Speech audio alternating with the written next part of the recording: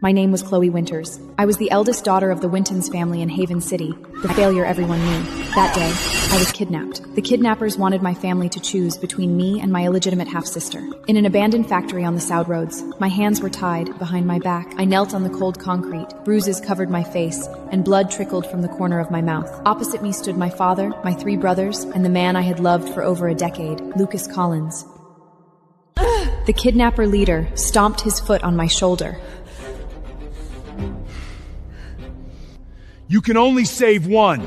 Choose!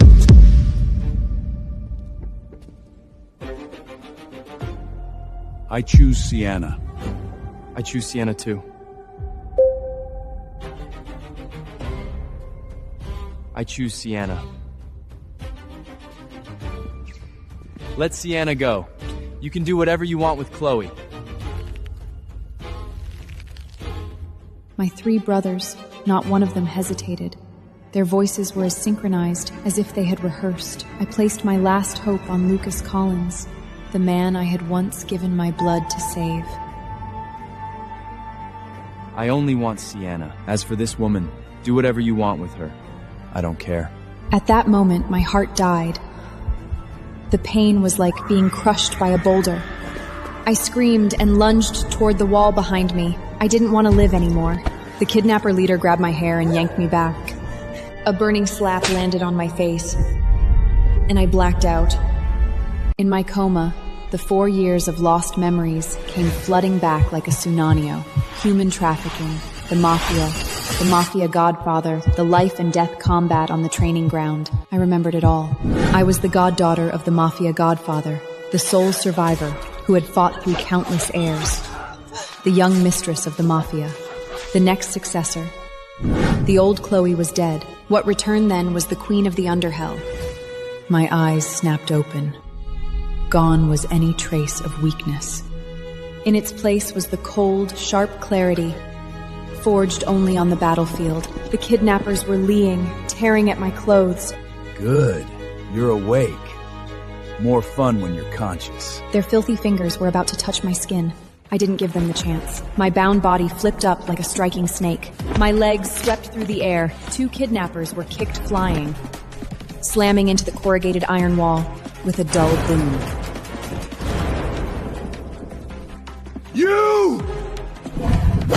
Before he could react, my arms wrapped around his neck. I pivoted and twisted with force.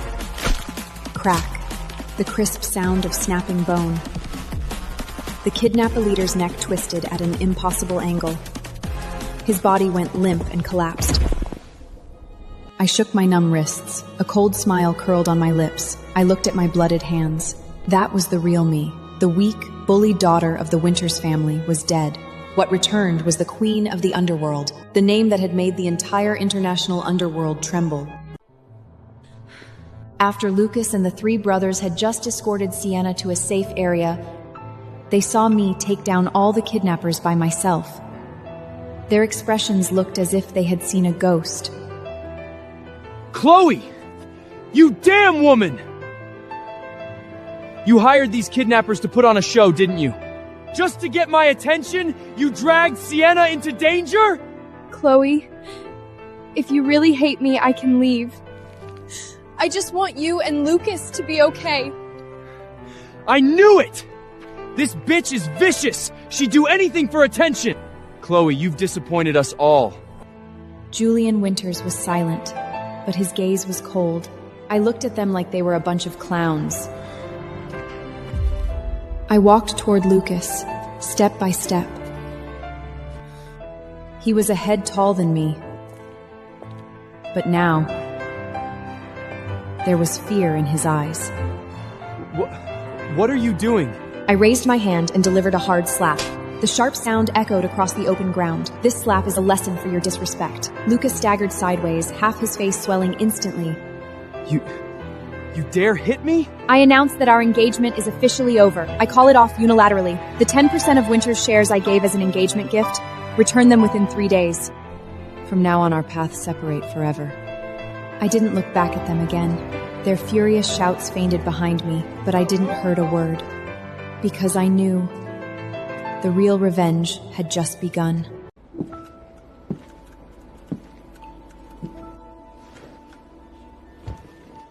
After leaving the abandoned factory, I went to a secluded internet cafe.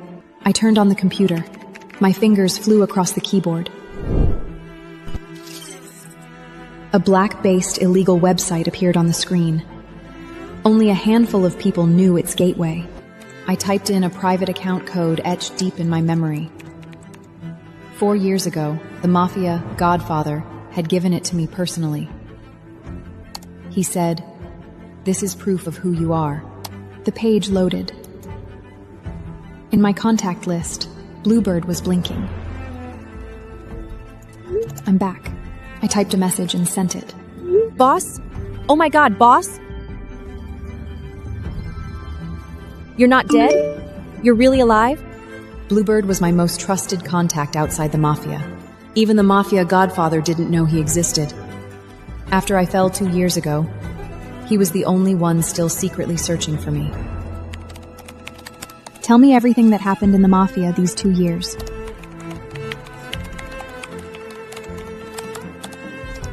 The more detail, the better. Boss, less than 2 days after you went missing, a bloody civil war broke out. The Godfather disappeared. Black Snake, Wind Wolf, some died, some fled. And Angie, that little girl you treated like a sister. Kane Shaw locked her in the Black Prison, tortured day and night. She was barely alive. I stared at the name Angie on the screen. My nails dug deep in my palms. Angie was the only light I had ever found in the dark underworld. She was my only family left in the Mafia.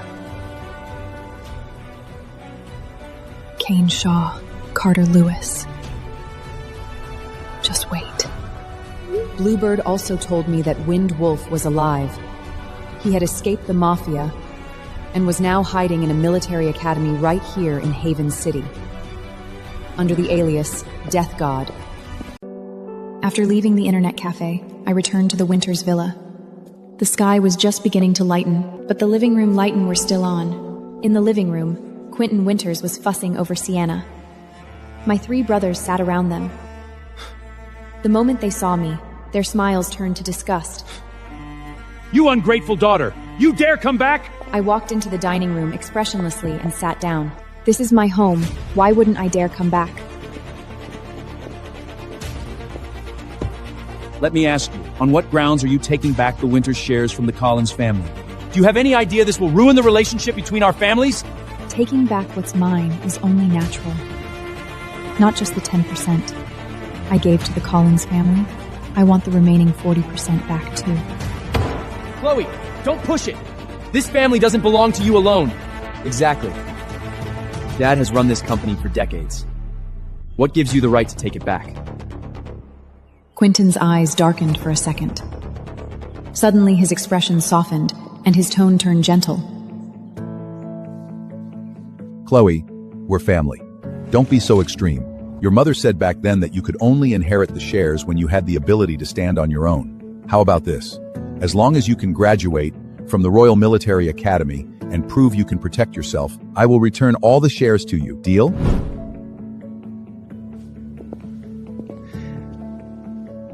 Yeah, Chloe. We're just looking out for you. I stood up, wiped my mouth, and walked toward the staircase. Fine, but I won't be attending any self-defense classes. Those are for beginners. Within 3 days, I will graduate from the Royal Military Academy. When that happens, have the share transfer agreements ready.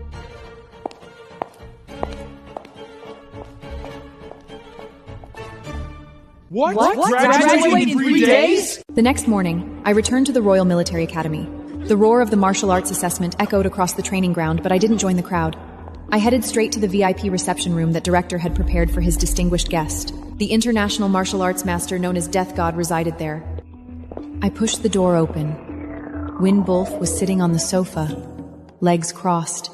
The moment he saw me, he froze.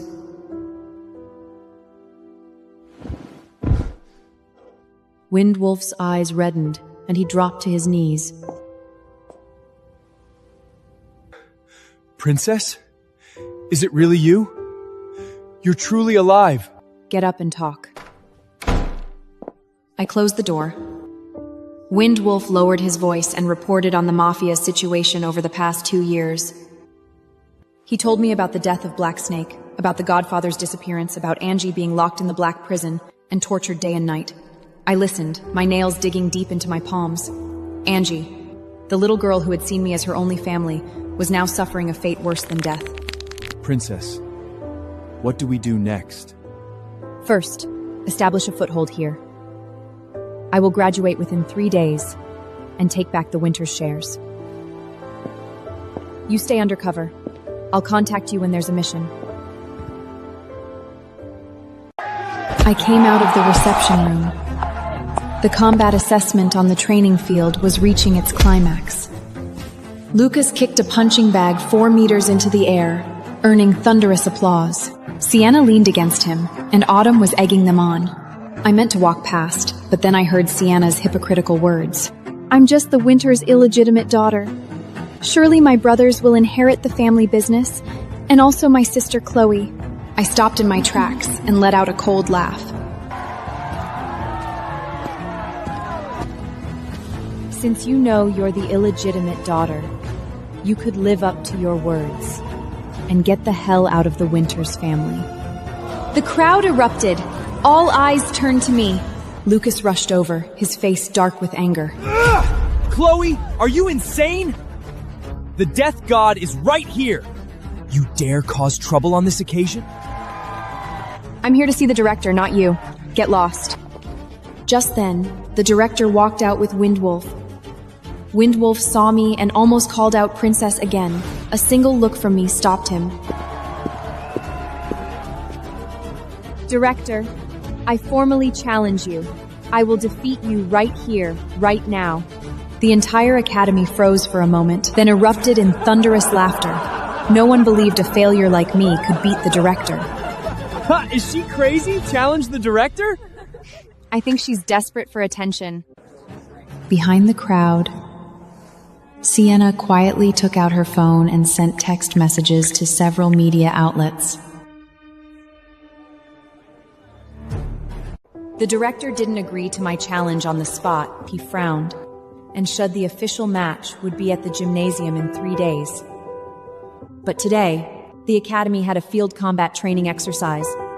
Everyone must participate. The results will directly affect your graduation scores. 3 blank rounds each. The rules: jungle warfare. The longer you survive, the higher your score. The students groaned in despair, but Sienna seized the opportunity to recruit classmates. Using her reputation as Haven City's top genius girl, to quickly form a large team. Chloe, why don't you join us? We're family. We can look out for each other. I'm worried you might be in danger alone. I don't need a team.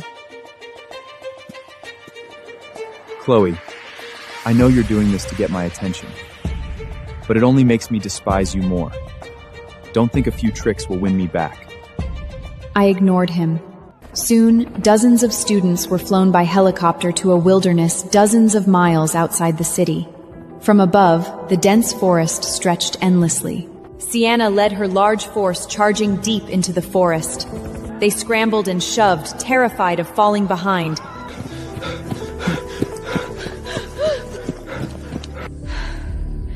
I, on the other hand, took my time finding a large rock on the outskirts and lay down on it, closing my eyes to sleep.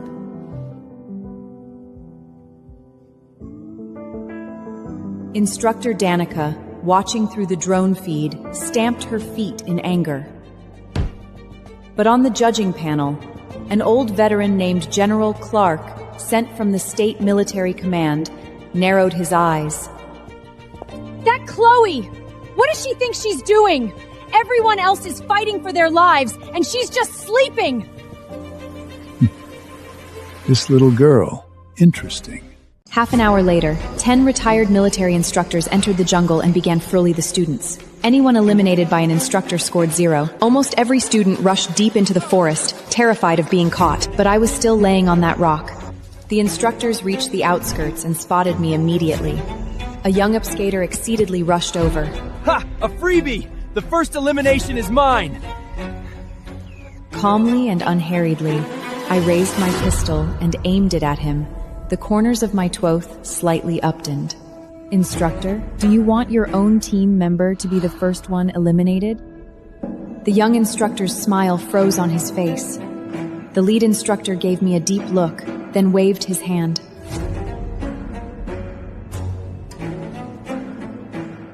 Let's go. They turned and left, continuing deeper into the forest. Only after their figures completely disappeared did I sit up from the rock, brush off the dust, and walk into the woods at an unhaping pace. Meanwhile, Sienna's team encountered a hare. Lucas fired several arrows before finally taking it down. The crowd cheered as if they had already won. But I didn't join in the excitement. I had been watching the drone in the sky. The supply drop point was just ahead. A drone descended slowly, a small wooden crate dangling beneath it. I leaped into the air, caught the supply crate cleanly, and bolted. Behind me, shouts erupted one after another. Sienna's team and another team both gave chase. No one expected that I, this failure, would become the target everyone was fighting over. Miss Winters, I'm with you! Kyle Lowe, a male cadet with above-average grades. He could tell I wasn't ordinary. I didn't refuse him. Because I knew that in the jungle ahead, an extra pair of hands might not be a burden. Night fell. Kyle and I chose a high ground to set up camp. Kyle was starving and rummaged around for wild fruit. Miss Winters, shouldn't we find something to eat first? I'm about to pass out. I picked up 2 stones and squatted down to rub them together. Not yet. With fire comes food and survival. The 2 stones ground against each other. Sparks flew. Dry grass ignited. The moment the flames rose, a low wolf howl echoed from the distance. Wolves. There are wolves.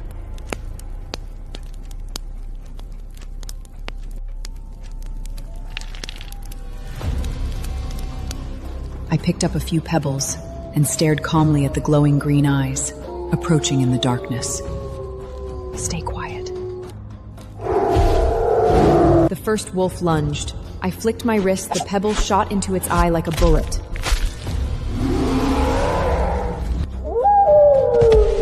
The wolf screamed, collapsed, and rolled wildly.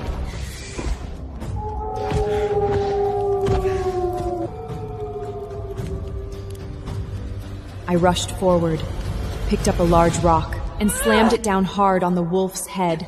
Die. Crack. The sound of bone shattering rang clear in the night air. You did that with your bare hands?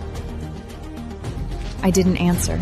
I skinned the wolf with my bare hands, gutted it, skewered the meat on branches, and roasted it over the fire. Fat dripped into the flames, illuminating my cold profile. In the distance, General Clark Turinly stood up from the drone monitor, his voice trembling. This is no ordinary cadet. This is a born warrior. The wilderness combat training ended, and all the students returned to the base. Instructor Dan Danica stood before the formation with a dark expression, holding the score sheet. First place, Chloe Winters.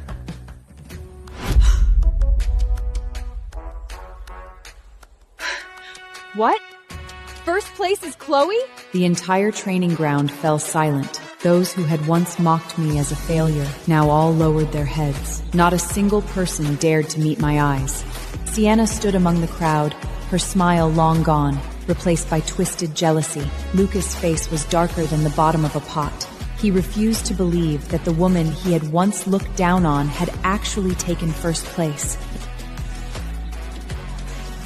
Just then, General Clark from the State Military Command stood up from the judging panel and walked over to me. Cadet Chloe Winters, on behalf of the State Military Command, I formally invite you to join us. With your abilities, your future is boundless. What? General Clark from the State Command wants to personally invite her to join? The training ground fell silent once more. The State Military Command, a place countless cadets dreamed of. Everyone was waiting for me to nod. Thank you for your kindness, General Clark. But I have more important things to do. What a pity. The whole training ground erupted in shock. What did she just say? She actually refused? Sienna was practically going insane. The state command she had dreamed of joining, I had just casually refused.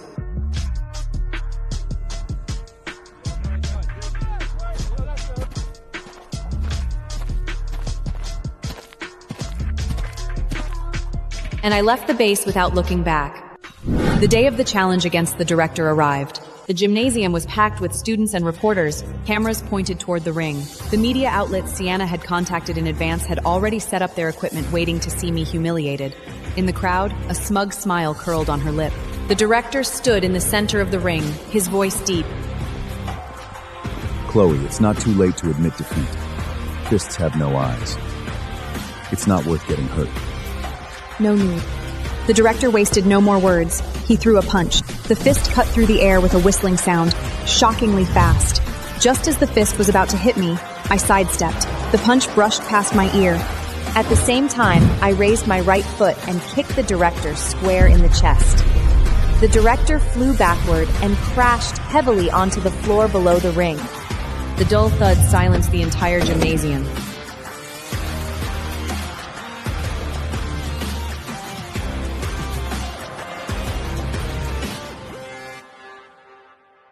The director struggled to his feet, clutching his chest, and made his announcement. I lost. Chloe, you are the first student in the history of the Royal Military Academy to graduate by defeating the director. I took the diploma, looked at no one, turned, and walked out of the gymnasium. Half an hour later, I went straight to the Wintz Group building. In the conference room, Quentin Wintz was meeting with the shareholders. I pushed the door open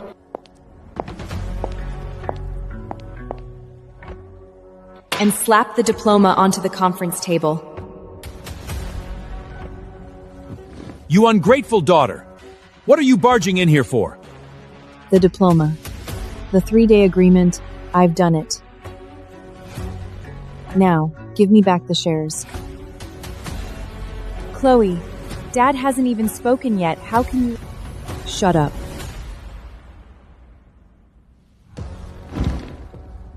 You have no say here.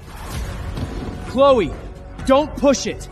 The shares are Dad's life's work. What gives you the right to just take them? I swept a cold glance over my 3 brothers and let out a sneer. Because these shares were my mother's, legacy to me. Because you all agreed to it. And because I've earned the right. Chloe, the share issue can still be discussed. No discussion. Either you sign, or I let the lawyers take the legal route. The one who ends up humiliated will be the Winters family. The conference room fell into dead silence. The shareholders whispered among themselves, none daring to speak. Quentin's hand trembled. Finally, he picked up the pen.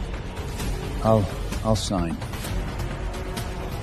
Quentin signed with trembling hands and pushed the share transfer agreement toward me. Sienna bit her lip, her eyes red. My 3 brothers turned their faces away, unable to look at me. And the 10% with the Collins family. I'll personally retrieve it within 3 days. I picked up the share documents and walked out.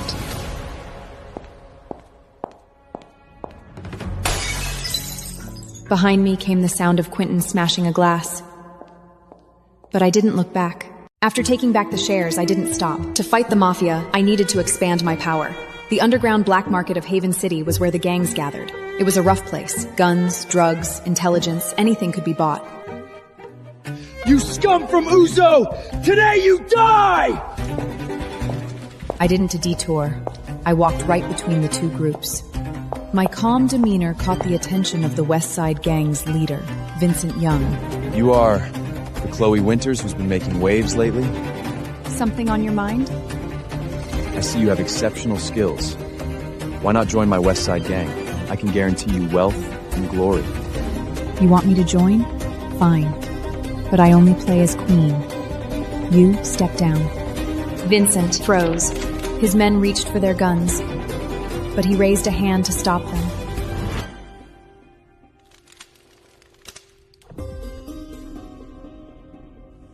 Vincent greets the new boss. He was a good judge of people. He knew I wasn't ordinary. The news that I had taken over the West Side Gang soon spread far and wide.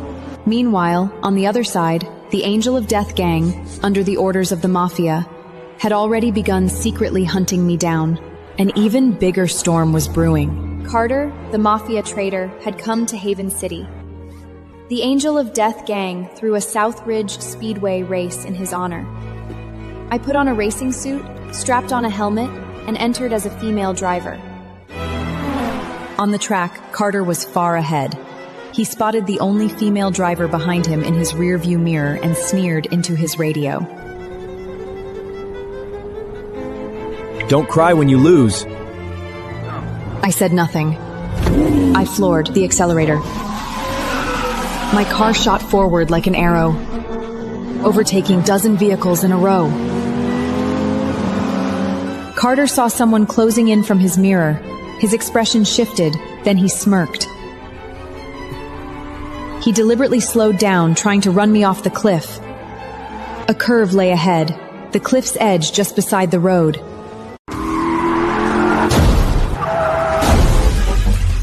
His car was pushed over the cliff. Seconds later, a massive explosion echoed through the valley. Flames shot into the sky.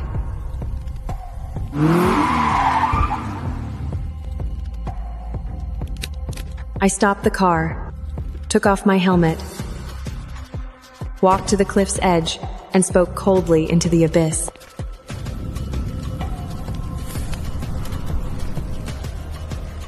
This is the first strike.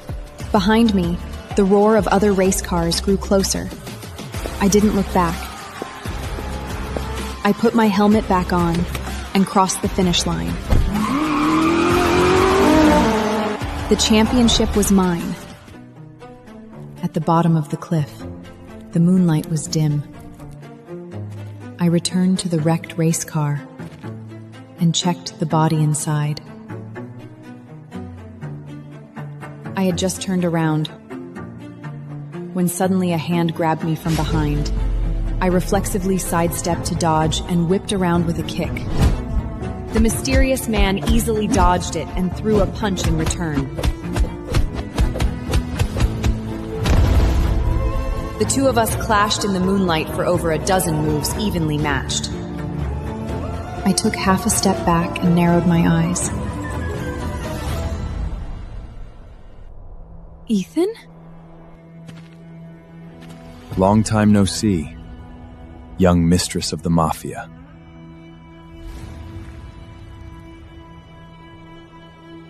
You came to kill me? Kill you? I'm not interested in that right now. Then what do you want?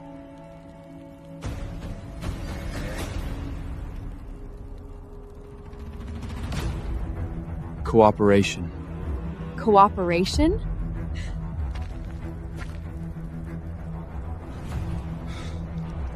We're mortal enemies. Have you forgotten that you almost died by my hand? I haven't forgotten. You almost died by mine too. But that's all in the past. Give me a reason. The enemy of my enemy is my friend. You hate the Mafia, and so do I. Our goals align.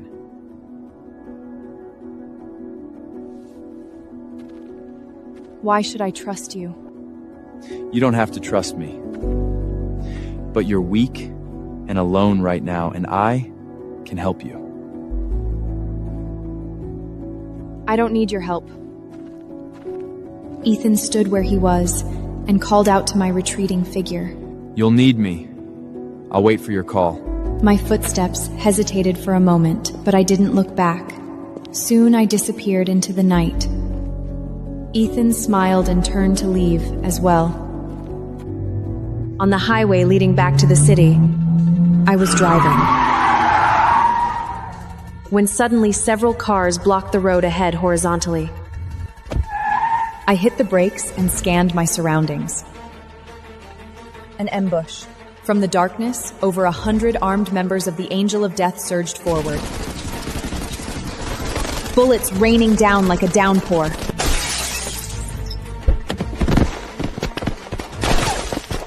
I rolled to the side of the road and took cover behind a tin box.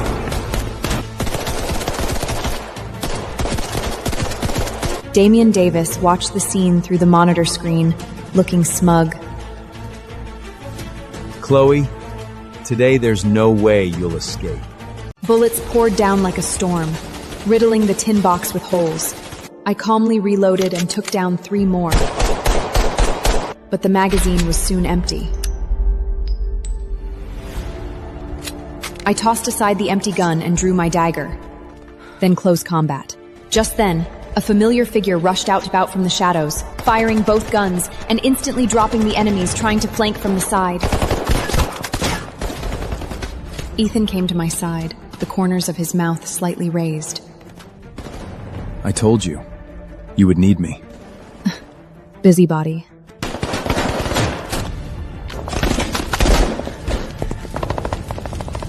The two of us stood back to back against an abandoned shipping cabinet, bullets flying in from all directions. 3 o'clock, 6, 10 o'clock, 4. You take left, I take right. Got it. I rushed out from cover, firing continuously to draw their fire. And 3 enemies dropped to the ground.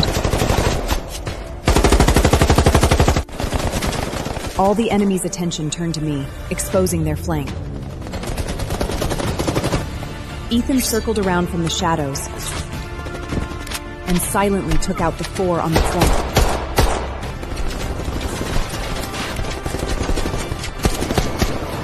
She's too fierce. We can't suppress her. Stay calm. Where's that man? Wasn't there another person just now? His words barely finished when one of the camera feeds went black. Ethan had smashed it. What kind of monsters are these two?